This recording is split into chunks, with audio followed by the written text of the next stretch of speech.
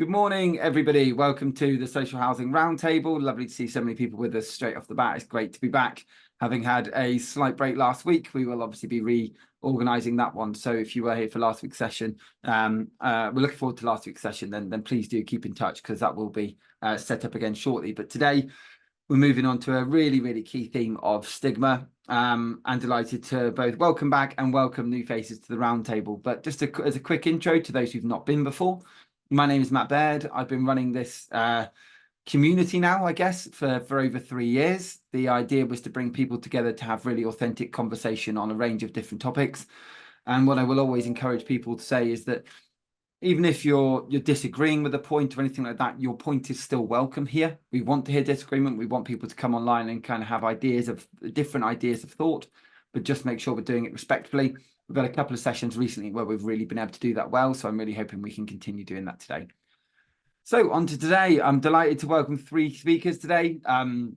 Those who've obviously seen the adverts and things like that will know where I'm going. But I did get a brief chance to see some of the session that was ran at Housing 2024. So I'm delighted to be able to welcome Lynne Brosnan, Nick Bliss and Mercy Denedo today. I say welcome back. Mercy has been on the roundtable before, so it's lovely to have Mercy back, but I'm also delighted to welcome Lynne and Nick, who are going to present today on social housing stigma, on what we need to do to stop it, and in generally what we're trying to do across the UK to just raise awareness of what needs to change. So without further ado, Lynne, I'm going to pass across to you because I know you're going to do more in-depth introductions and start today's presentation off. On that note, do feel free to put questions or thoughts in the chat as we continue through the session. There will then be plenty of times for a more open forum discussion once our presenters have stopped. So until then, Lynne, I'm going to pass over to you. Thank you, Matt. My name is Lynne Brosnan. I'm the chair of Stop Social Housing Stigma, and I am a tenant of Rochdale Borough-wide housing. Mercy, would you like to introduce yourself? Hi, good morning.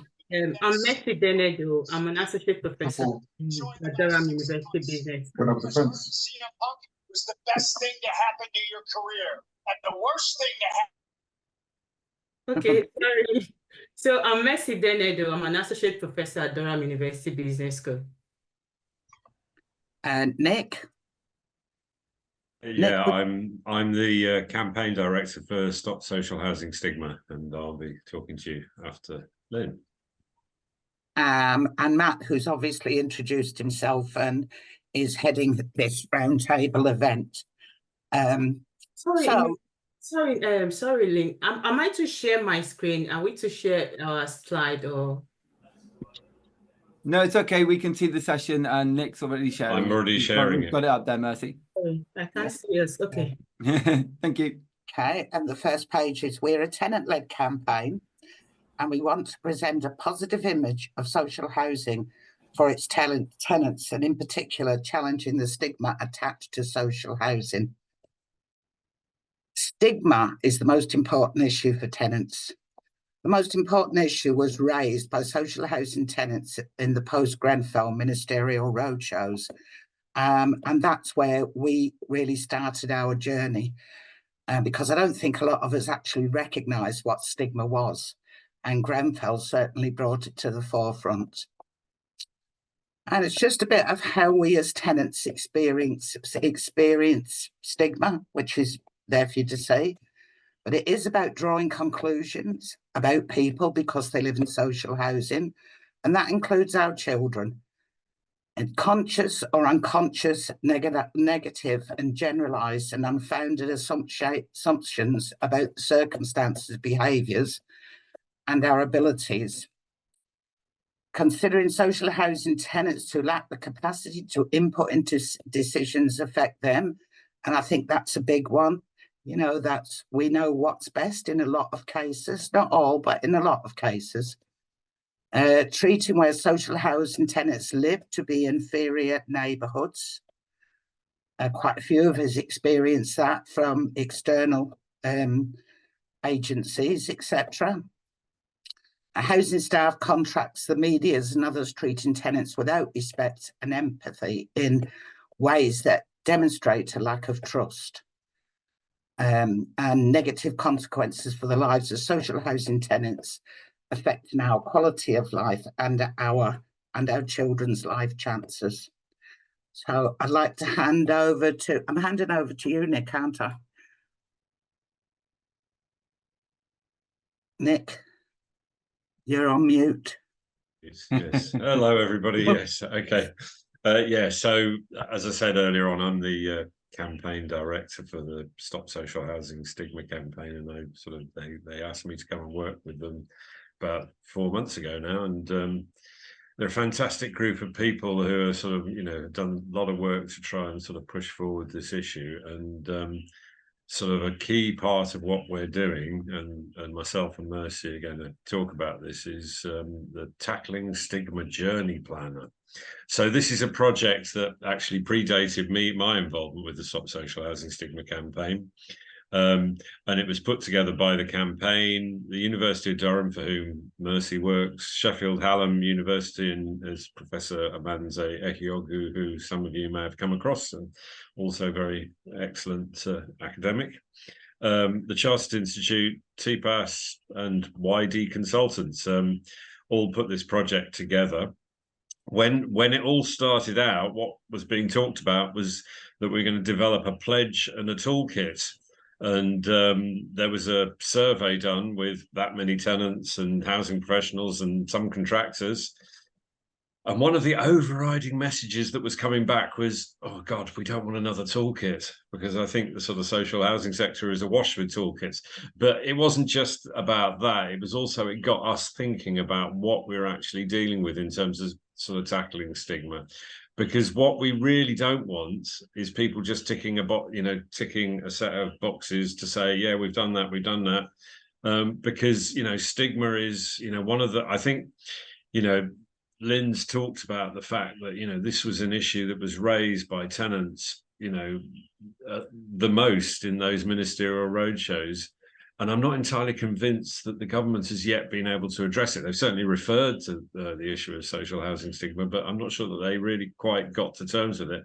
And I think that's partly because it's such an intangible issue and it works in many different ways. So tenants experience social housing stigma in different ways. And so, it's going to be, there's going to be, I'm afraid, Matt was sort of saying that people may have been coming along to get the clues on how to tackle this. Well, I'm afraid I can't give you that answer, because I think it's going to be down to each landlord working with their tenants to work out what is right for them, because there's going to be different solutions for different people.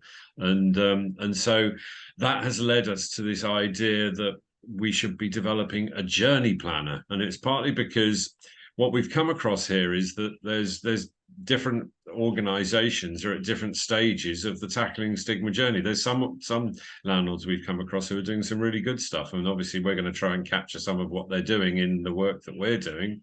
But then there's others who are just setting out or have got some ideas, and then there's some who haven't yet found that they need to be at the train station to get on their journey to tackle social housing stigma. So, there's people at different stages of the journey, and so hence the journey planner. And you'll have to forgive me that the my metaphor about the journey planner keeps going, and it's we put, what's part of our journey planner is we've got these tickets, and I'm going to talk to you about the tickets in a minute, which are effectively themes that we're covering within the journey planner.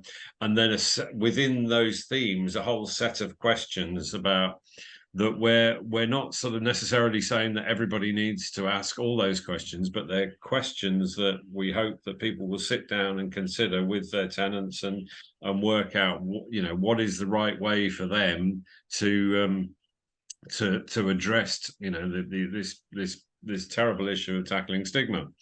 So we have been running with Mercy and Amanze a set of focus groups, some of them with tenants, some of them with housing professionals, and some of them with the one with contractors actually is this afternoon. And we've been getting a lot of really good information coming back from those focus groups, and Mercy's going to sort of try her best to summarize some of the key points. There's a lot of stuff coming out there, so I hope we can summarize that well.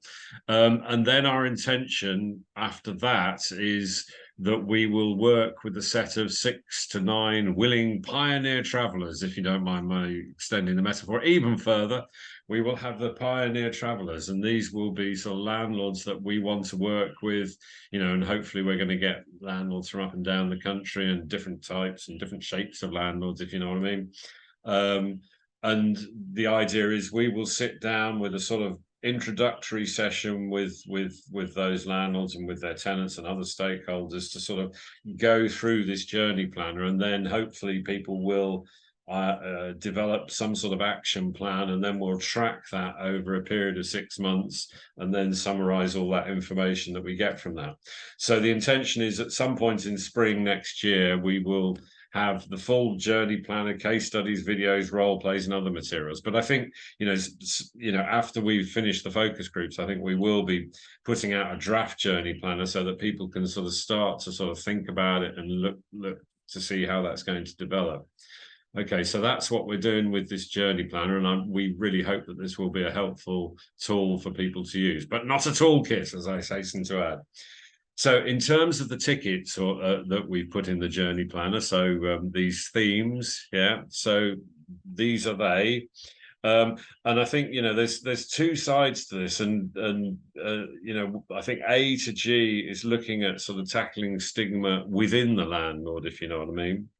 And H and I at the end there, and perhaps they need to be, some of the feedback we've had from some of the focus groups is that maybe we need to think a bit more about that, because actually the issue of sort of social housing stigma, you know, outside of landlords, you know, it's out in society in general is, you know, is critically important, and how tenants and landlords can work together to tackle that end of social housing stigma is going to be perhaps even the more important issue as we move forward. But just quickly going through these tickets, the first two are sort of general ones. So this is, you know, landlords working with their tenants to address stigma, making that commitment to do so, and then periodically reviewing it in terms of how well they're progressing. The third one is about, you know, how do tenants play leading roles in decision making within the organisation, and, you know, many, you know, that's working well in some landlords, maybe not so well in others. The fourth one is about, is really important, obviously, culture of respect, listening, dialogue, and partnership between landlords and tenants. You know, some of the best things I've ever seen in kind of social housing, I've been working in it for 30 odd years, is where you've got, tenants and landlords, staff all working together in the same room, and you can't necessarily tell which one's which, and they're all working together to shape how things are done. That's I think to a certain extent how it should be. And then E is about the service, the high quality service, good quality communications between the landlord and tenants and contractors and all the rest of it. I mean, that's E is a very big one. It's just one line there, but it's a very big one, obviously, because that's really important. F is about the staff, the staff that work with tenants and so on, that they value and respect tenants, and that they, they're trying to make sure that tenants, they've got a good can-do culture to try and tackle what the issues that are important to tenants. And then equally important is a first-rate contractor team. And I guess in some respects, one of the issues, I think, coming back from the focus group, sorry to steal your thunder, Mercy, is that actually, the issue of repairs and how repairs are done has been, people have been saying, that's, really critical area in terms of sort of the issue of stigma within the landlord.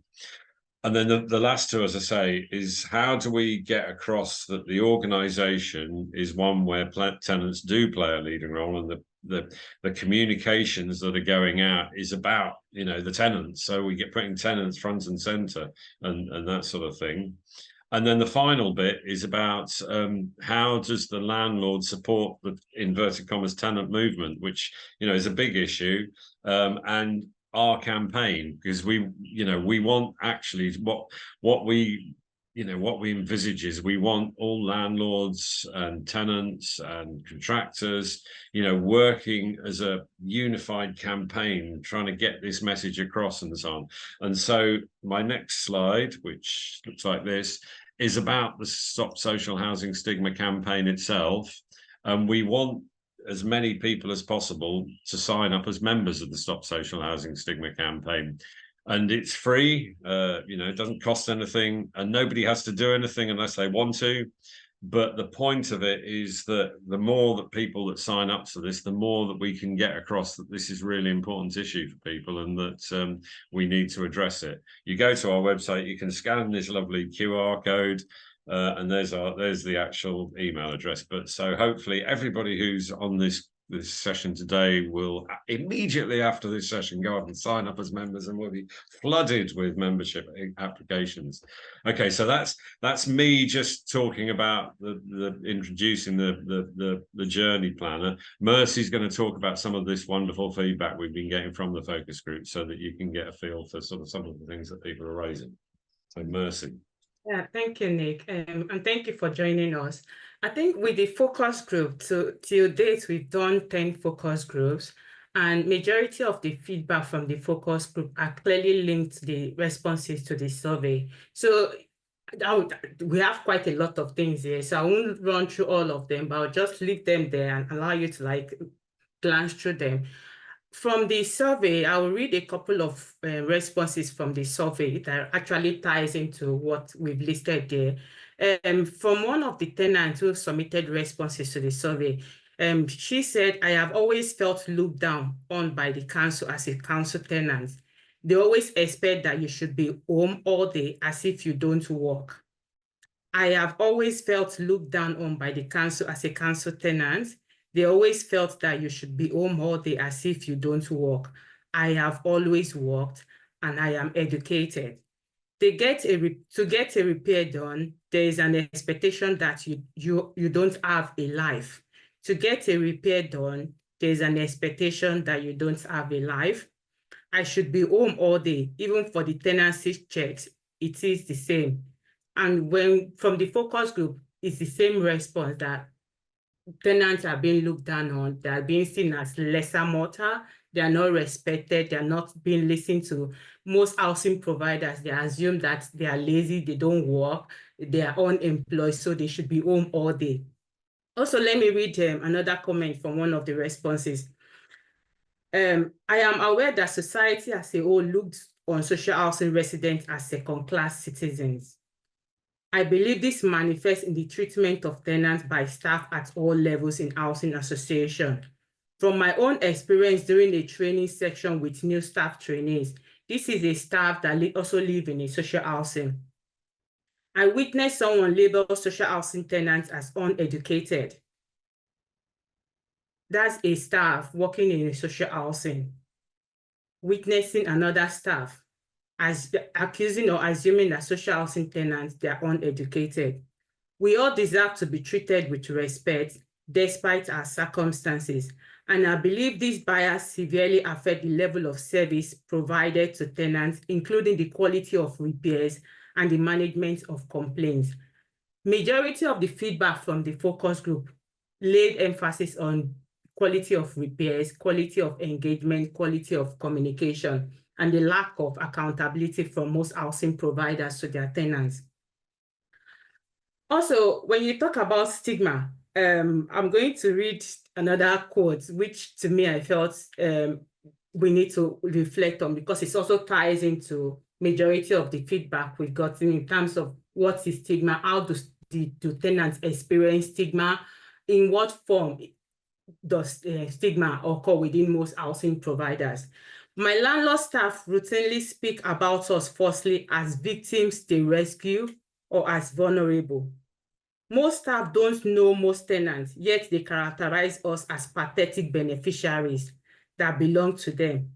They have no knowledge of who we are and show no interest in our professional backgrounds or our wishes. Elderly tenants are forced to move from homes they rented for 40 years on the say-so of staff. So because most housing providers, most tenants, they assume that they're housing providers, they don't listen to them. Instead of providing meaningful feedback on why things has to be done the way they have to be done, they oftentimes dismiss them. And because they oftentimes dismiss them, is what they say that counts. Most times they don't engage with their housing, with their social housing tenant to understand what they actually need from them. And this is marketers and landlords' success, ignoring our attempt to stop paying for intrusive compulsory services and imposing 15% rent hikes in 2 years, as are described as residents at our hearts, dehumanizing tenants and therefore treating us as chattels or sources of income, also presumably comes from not seeing us as equal adults. From the focus group, majority of the feedback we got is that most housing providers, they actually don't see the person, they don't see who live in their properties, they only see what they see as assets or units or stock. And because of that, they assume that those who live in social housing, they are not educated, they don't have a voice, they can't speak for themselves, and they can't take care of themselves. And also, majority talked about the quality of assurance from staff and contractors. That most contractors, they disrespect their tenants when they are to carry out repairs work. And even from our own research work, we also found the same thing, that most contractors, most times they disrespect tenants. And in terms of engagement, when you're talking about engagement, most our tenants felt they don't really have a voice. And when they are trying to engage with housing providers, even when there's a platform for them to engage, they don't listen to them. They only invite them in just to tick a box. And that drives stigma across the sector, that drives meaningless engagement, and that results in a culture of disrespect and lack of accountability and lack of trust. Because from all the focus group conversation we've had with social housing tenants, majority felt they can't really trust their housing providers. Even when their housing providers are saying, we are able to do this, we are going to do this, they don't trust them, they don't believe what they are saying, because there's this level of distrust across the sector. Nick, can you go to the next slide? So in terms of looking at the Stigma Journey Planner, what are we proposing to do? We're trying to ensure that within the Stigma Journey Planner, there is a clear linkage between communication and action. Majority of those that we spoke to felt, even though their housing providers are communicating, most times the communication is just meaningless communication. It doesn't really have any real impact. And because of that drives distrust and lack of accountability within the sector. There's this assumption that tenants, they don't know their rights. And what we are trying to do with this Stigma Journey Planner is to create that level of awareness that tenants do have a right, and they should have a right to speak and to engage with the housing providers. And within the housing providers, we want to drive a culture of transparency and trust. And hopefully with this Stigma Journey Planner, by the time most housing providers, they start implementing it, hopefully to filter through their culture and to result into a culture of compassion, empathy, and listening. And by listening, not just listening, but impactful listening with meaningful action. Also, we'll be encouraging, the plan is also to encourage housing providers to actually see the person they work with, to see the tenants, and not see just the stock that they are there to manage or they are there to oversee, and to support new tenants. Even the old tenants needs to be supported, also to support new tenants, to ensure that any form of language barrier is minimized. Because from the focus group, we realized that most housing providers, they publish their, when they are communicating, they communicate with corporate ethos. So most tenants, they felt most time when they receive those letters from housing providers, they don't really understand what is going on within those communication, within those notices. So what we will be trying to do is to ensure that most tenants are adequately supported, and the housing providers are responsive in terms of when tenants complain, they are responsive. When tenants are trying to identify issues, they are responsive. And they don't look at tenants as just people that they need to manage. Rather, they need to see the tenants as intelligent people, as people who are hardworking, and not assume that they are unemployed or lazy people. So in terms of language, the journey planner will encourage housing providers to look at their language, to look at how effective their communication mechanism have been or would be going forward. Nick, the last slide. Okay. Also, with looking at the Stigma Journey Plan, because we have so many feedback from the focus group, even from the survey, One thing we'll be doing is to encourage housing providers to celebrate their tenant achievements. Majority of those that we spoke to felt they are not being seen and their successes or achievements are not being celebrated by the housing providers. And if we need to change the narrative, whether it's societal narrative or the narrative within the housing providers or housing association, we need to encourage housing providers to celebrate their tenants, to see their tenant for who they are as hardworking people that they need to celebrate. And also tenants need to be empowered to push the narrative within the sector, not just allow the housing providers to push the narrative. So we'll be encouraging more tenants to get involved. We have the Stop Social Housing Stigma campaign group. We have other network. We'll be encouraging tenants to be involved in those networks in order for their voices to be heard as well. Also, in terms of tackling social housing stigma, majority felt the stigma is driven as a result of the lack of voice within the sector, that most our tenants, they don't have a voice, and majority felt they need to have a national tenant voice. And for us to have a national tenant voice, it has to start from the bottom. By bottom, it has to start from the housing providers level, then filter through regional, and then go to national. And in order to empower tenants to be involved, we need to ensure that at the housing providers level, we need to challenge stigma. We need to empower tenants to be involved in challenging stigma, and we need to give them a voice, not just a voice to be invited to the table, but a meaningful voice. When they are putting out feedback, the housing providers, they listen to them. Also, we need to move away from this culture of home ownership being something that we need to all aspire for. We need to also recognize that some people will not be able to buy their own home, and the only option available to them is to live in social housing. And if that is the case, which majority are already doing, that sort of accommodation needs to be celebrated. It needs to be celebrated. People need to be encouraged to move into social housing, and we need to celebrate that. And in terms of penalty, majority felt we need to start penalizing contractors, because majority felt the stigma that they are experiencing most times are from the way contractors treat social housing tenants. And the only way we can curb that culture is when housing providers start penalizing contractors. And the question is, who needs to penalize who? Is that the best thing to do? Do we need to encourage housing providers to start penalizing contractors?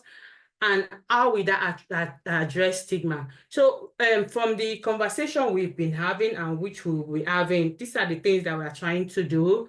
We hopefully will be able to change the narrative by putting out the stigma journey planner. Thank you. Thank you very much, everybody there, for your insight, for the, I guess, a real kind of overview of why this conversation needed to be brought to the table in the first place. I know we've got a few people who've got questions and things like that. Lynne, I'm going to bring you back in first, because obviously you started today's presentation off. I would just like to answer a couple of questions, but I wanted to highlight one in particular. Sharon McLaughlin, about the word tenant, and she was pleased to hear that we are referring to ourselves as tenants. That came out in the roadshow, believe it or not. On every roadshow that I attended, and there was quite a few, from the floor, they were raising with the minister, they didn't like to be called customer. Where did it come from? We're tenants. And in my own organisation, I kept saying, tenants want to be called tenants. And so in the end, they did a poll. Did we want to be called tenants, customers, or residents? You know, personally, I voted resident, but the huge majority came back as tenant. So therefore, tenant was the overwhelming. Democracy rules. But guess what? An order got put out to all the employees to be called as customers, because tenants are afraid of us. So that's why they call us in our organisation.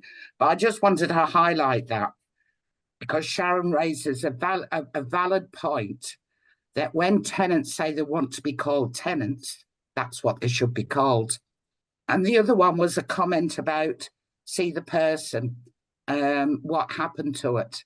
So originally 2017, I think it was, we were benefit to society, which sounded a bit too much like Channel 5's, benefit people.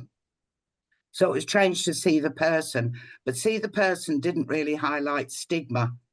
So it was changed to Stop Social Housing Stigma. And that's what we're called today. But that's in answer to that question. I think there's probably about 6 of us original ones from 2017.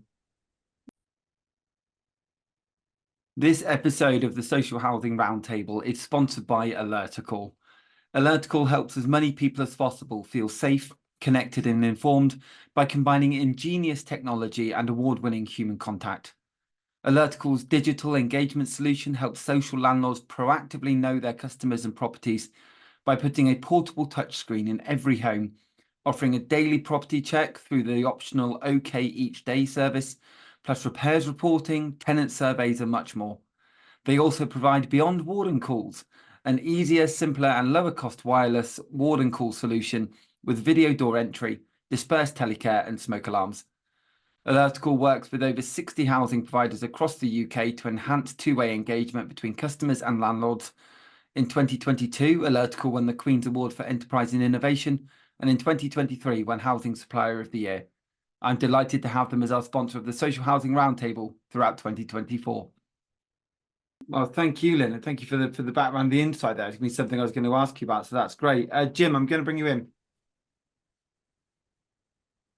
Good morning, everybody. Morning, lovely to see you again, Mercy. Nice to see you all there. As Mercy knows, I did the study with Mercy and have contributed to it.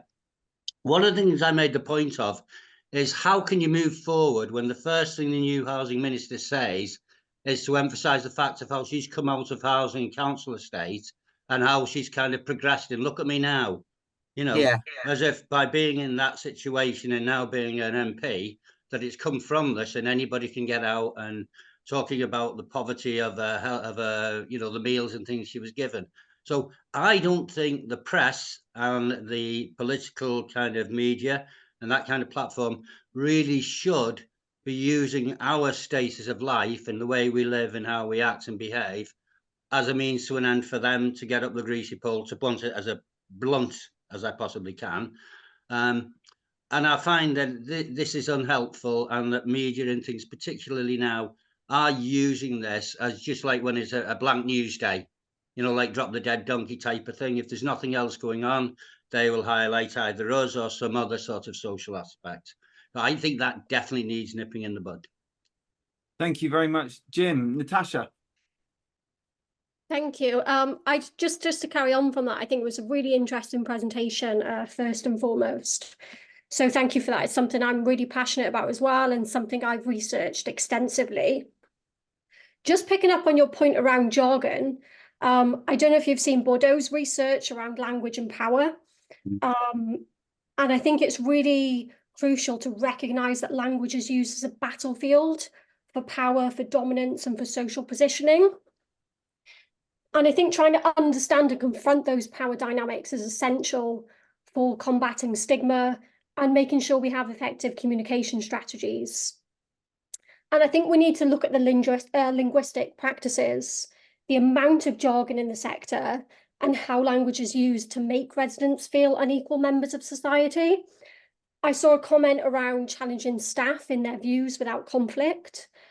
But I think first and foremost, it's about understanding the consciousness of the language that we're using and its impact, because a lot of the time, staff will use terminology which might not benefit residents and might inflict power issues around power and stigma, but they're not aware of it and they're not conscious of it. So I think that's a real point which needs tackling. And I think certainly there's a lot that we can do operationally on the ground. I think there's a lot of external actions that we can do in terms of the media's portrayal of residents that are residing in social housing, with them broadcasting programmes such as Benefits Britain and really only showing the negative issues which are happening on estates rather than celebrating the successes of residents. which leads to the social constructivism. But yeah, I think first and foremost, I think it's really important to look at that language that's used and how conscious those in the sector are of the terms that they're using and the impact that might have.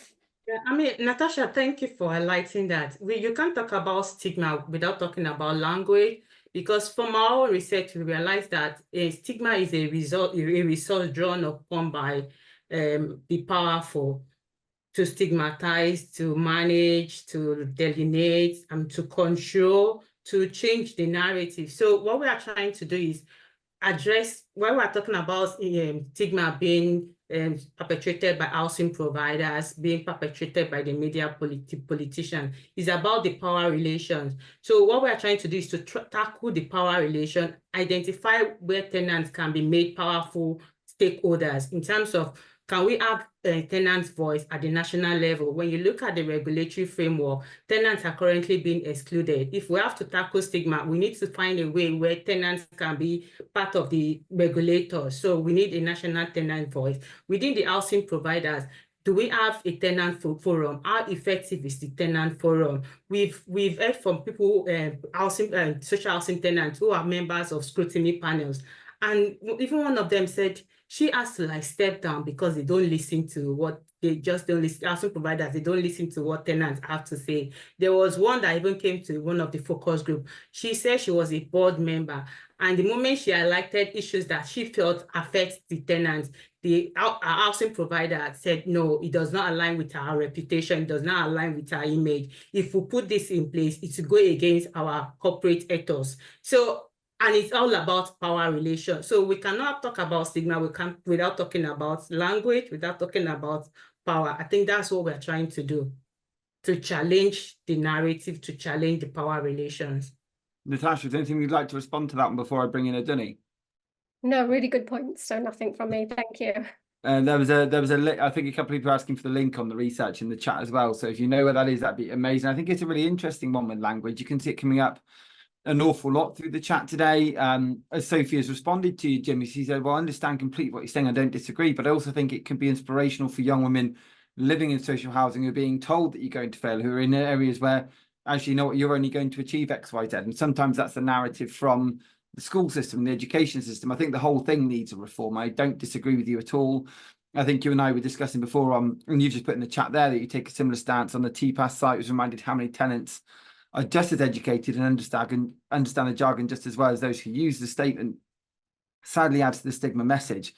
And I think it's a challenging one. I do understand why there is a narrative saying, actually, you know what, it doesn't matter.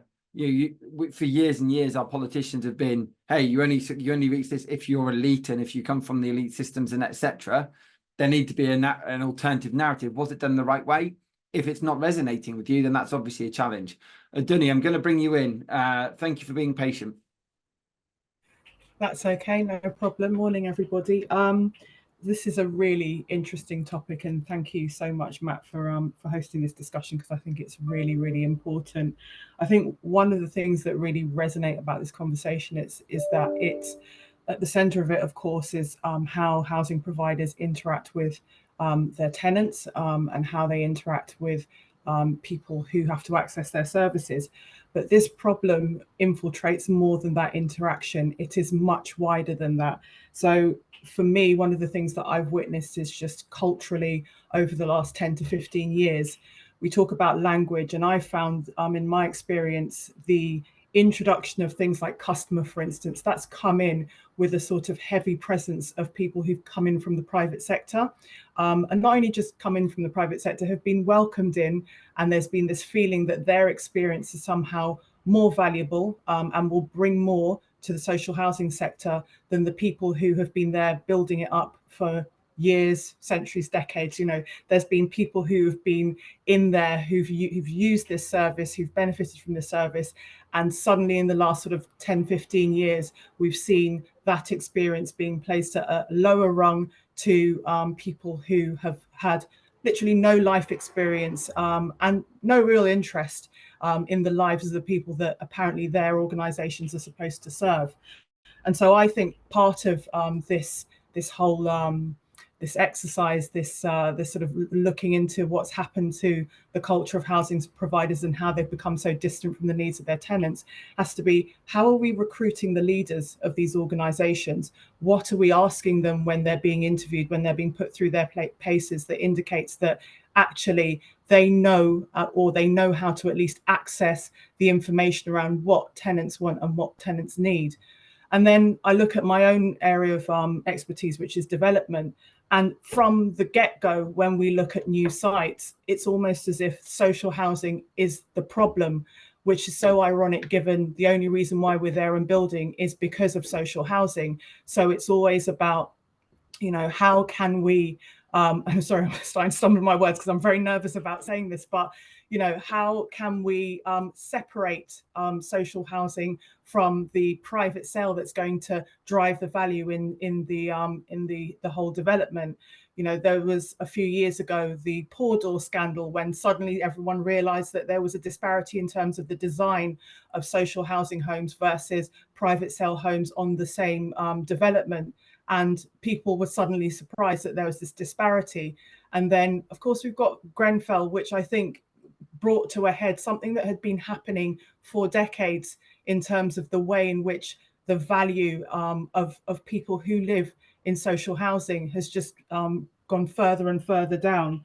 And so I will stop speaking in a second, but I think coming back around to what I said about the people who are at the top of these organizations, what's happening as well is there is a huge amount of experience in terms of people who have life experience, who've got lived experience, that work in housing providers, they work in local councils, they work in housing associations, but they never, ever are allowed to get to the top of those organizations because their skills are always seen as secondary to other skills that people who do make it to the top. And they're the ones who are ultimately replacing themselves when it comes to changeover in leadership as well. So I think that's something that really needs to be tackled and challenged.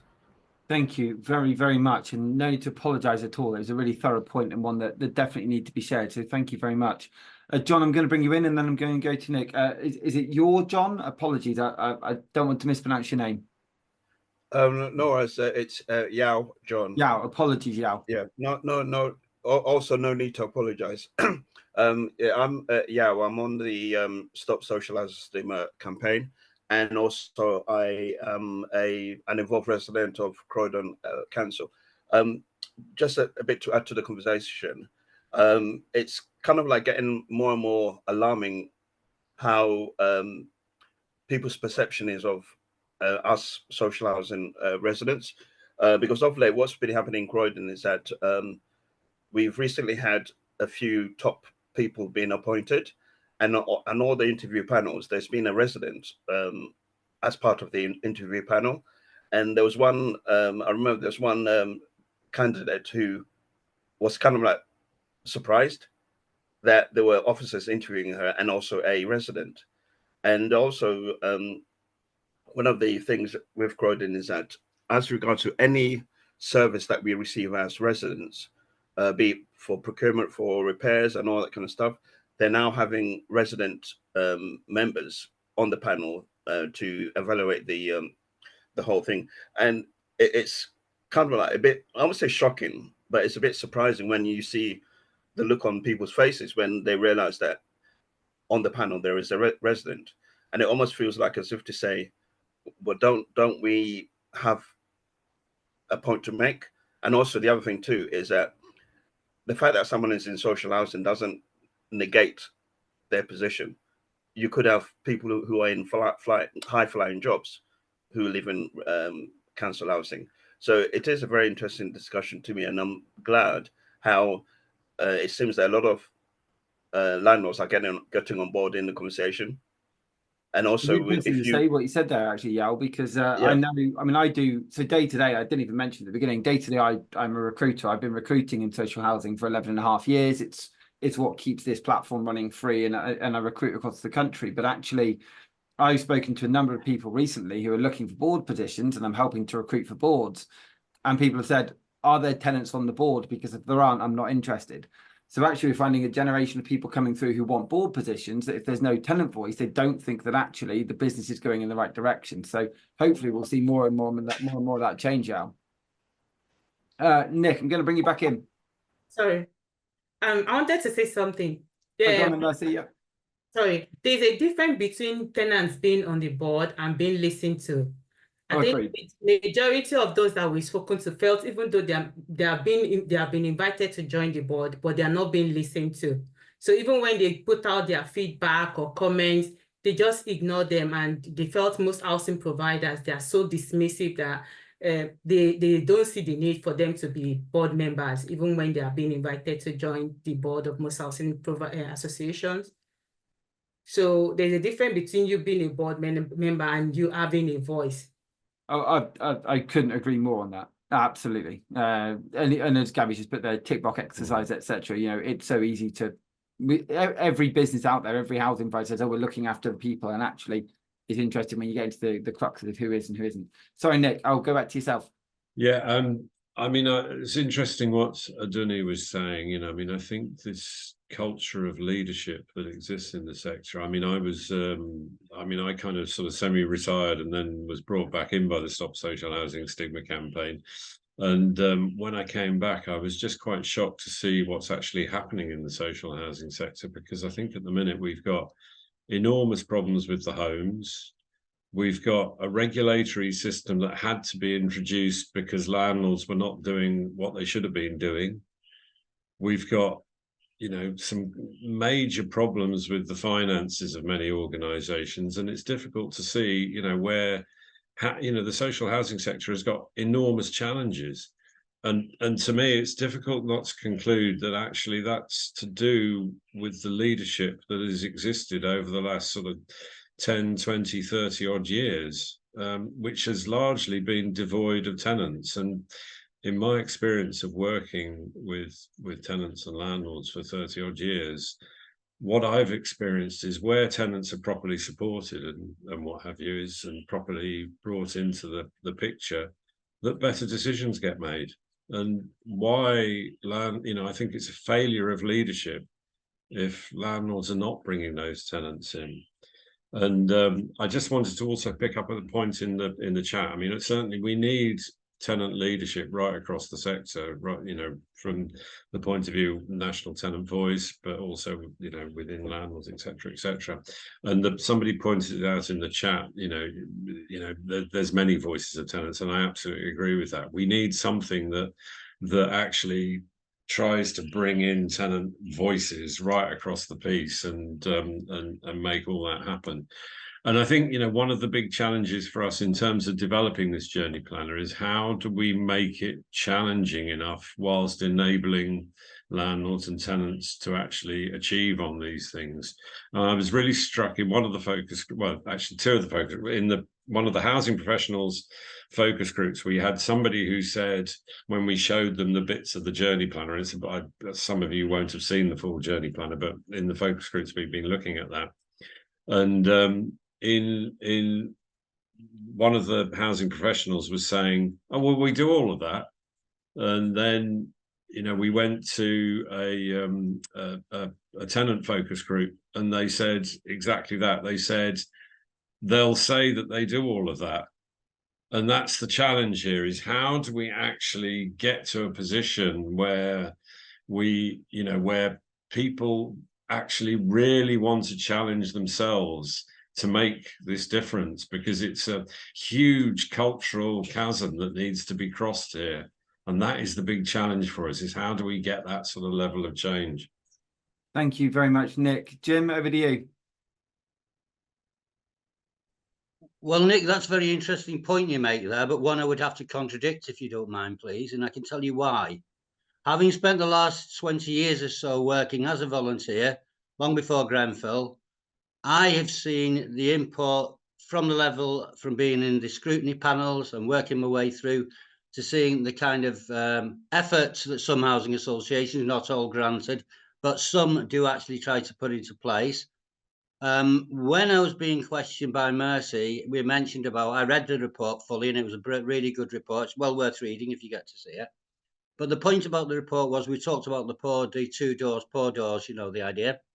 And as I said at the time, when our housing association, Taurus, went to go and redo out all the new blocks, they actually came round and asked for ideas. And I suggested that when you come into a block and it's all concrete steps and everything, graffiti on the walls and people urinating in, you know, the hallways, that's because they don't realise they're entering into somebody's home. So if they made it like the entrance of a foyer to a hotel, you know, I believe that they would then realise we're coming into somebody's home straight away off the street.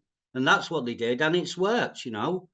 But the point is, fortunately now I'm in the position of being a LOC member, Landlords Operations Committee. I've been for the last 2 years. And they do listen to you and you do get your points across. And we always try to remember that we're representing all the tenants and not just a personal view.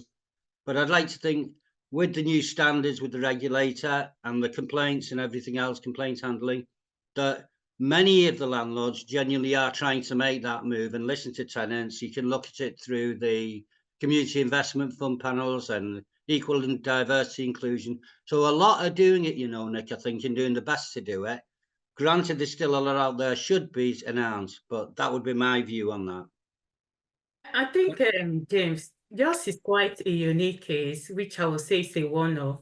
From all the tenants that we've spoken to, yours is quite different. I think we might need to come back and learn from your own organization to see what they are doing better. But from majority that we've spoken to, the reverse is the case. And we've heard from those who felt because of their disability, they are being stigmatized.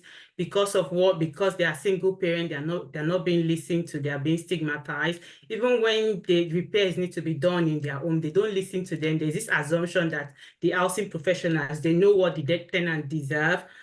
And that is the kind of culture that we need to address. We need to create a system where tenants are stakeholders. Before you make any decision about their homes, you need to get them involved in the process. So I think yours is quite unique. We need to learn from what your organization they are doing and see how we can work with your organization. Thank you for your Mercy. Thank you, Jim. Gabby, I'm going to bring you in before raising some points on the chat, and then there's a point I've had sent through as well that I'd like to raise. Gabby. It was only, sorry.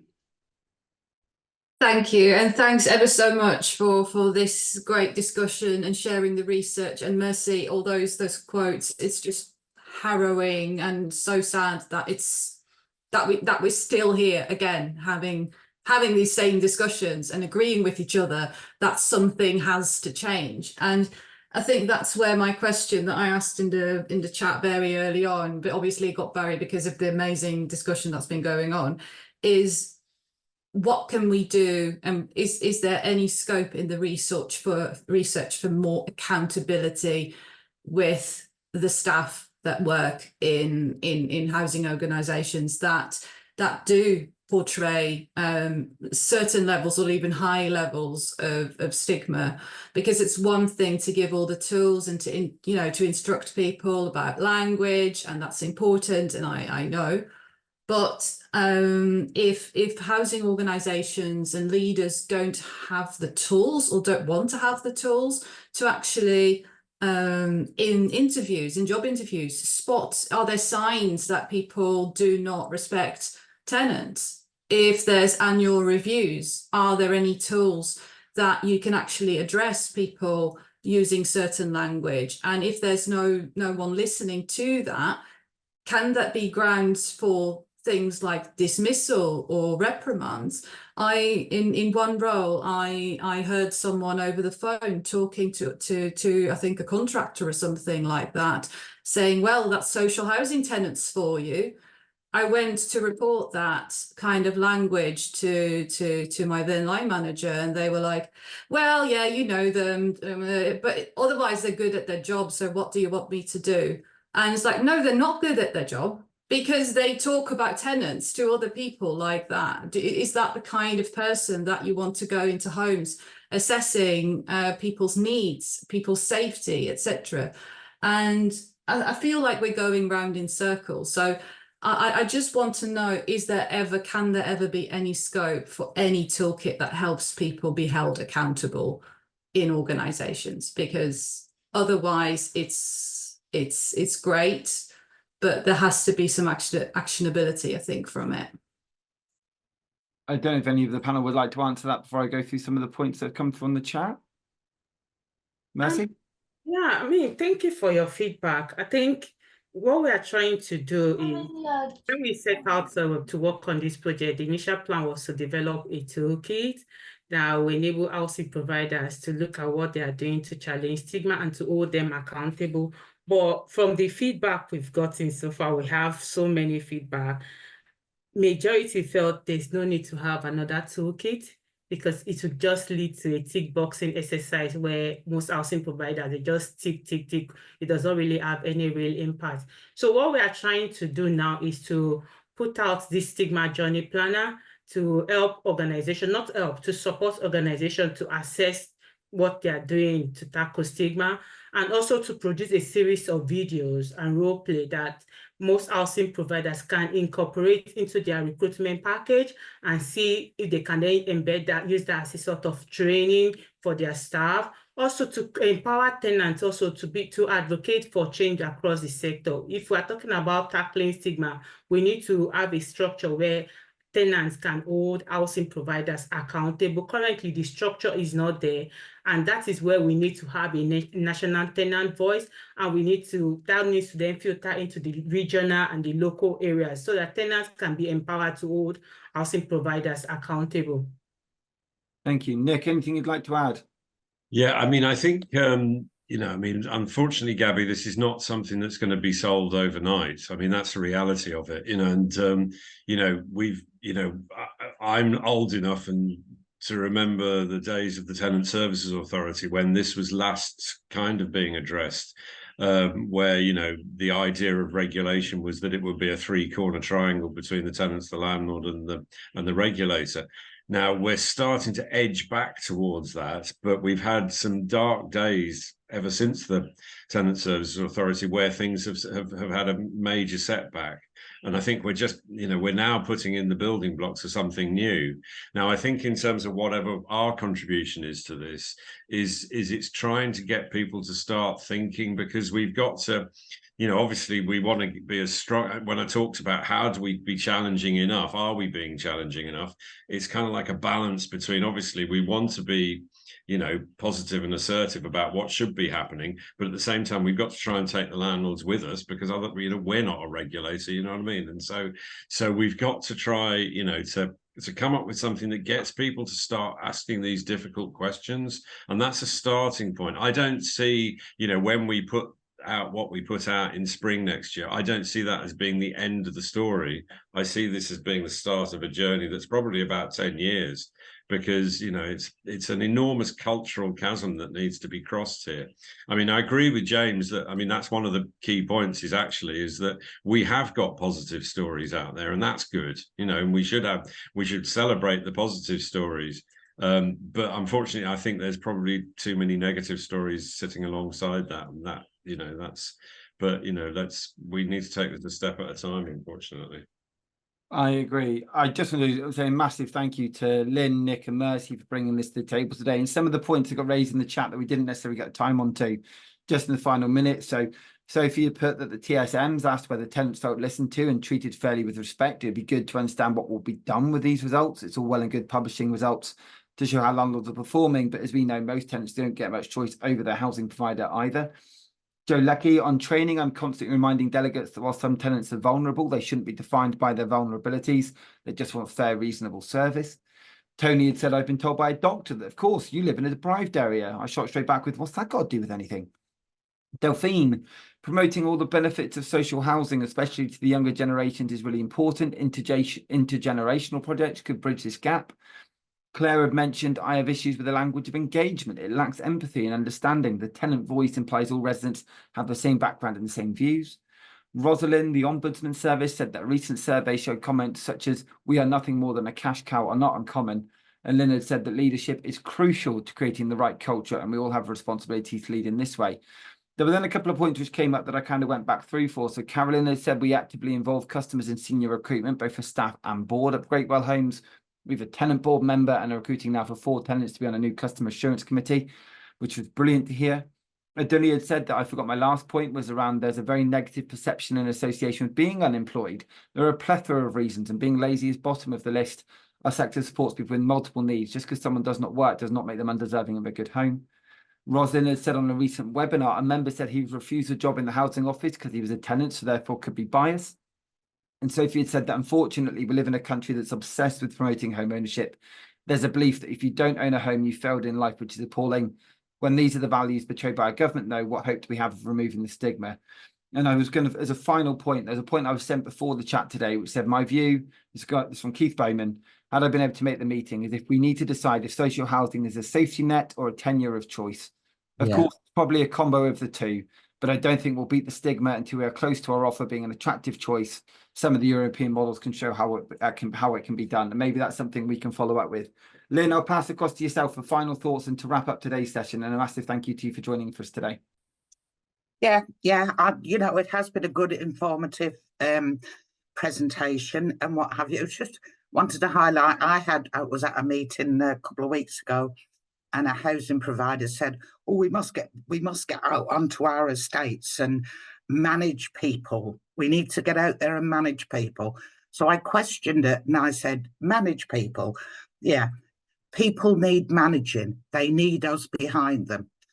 I won't tell you what I said because it wasn't very nice, but I did draw their attention to we don't need managing. But the final thing, and this is really a positive, I live in a rundown estate. Many years ago, we lifted the highlight because there was a lot of all sorts of things and got people involved and agencies involved, and it lifted it. But you know, I wouldn't live anywhere else. My community is great. If I needed something, if I was hungry, if I was cold, and that applies to anybody else, we rally around each other and help each other. And that is the most positive thing about tenants that I found right across this country, that we are supportive of each other and we wouldn't go without. And so I think, you know, ending on a positive, we are great people as tenants. We really are. I could not agree more. And I thank everybody for their time today. Those who are new to the roundtable, the link you have will get you access to every roundtable every Tuesday. We do 11 till 12 on every topic. So please feel free to get involved in future ones. I'd love to hear from more and more of you. But for now, to Lynne, to Nick, to Mercy for bringing to stop social housing stigma. Thank you so much for today, and look forward to following up with you all soon. Thank you and take care. Bye. Bye.